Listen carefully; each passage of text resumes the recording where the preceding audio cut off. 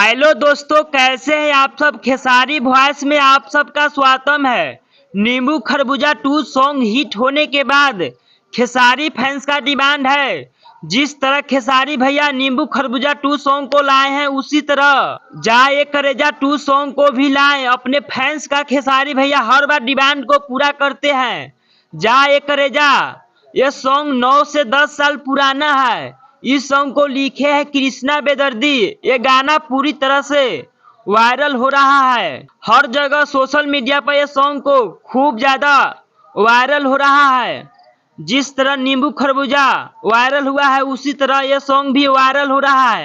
खेसारी भैया का एग्रीमेंट खत्म होते ही नए नए चैनल से गाना आ रहा है।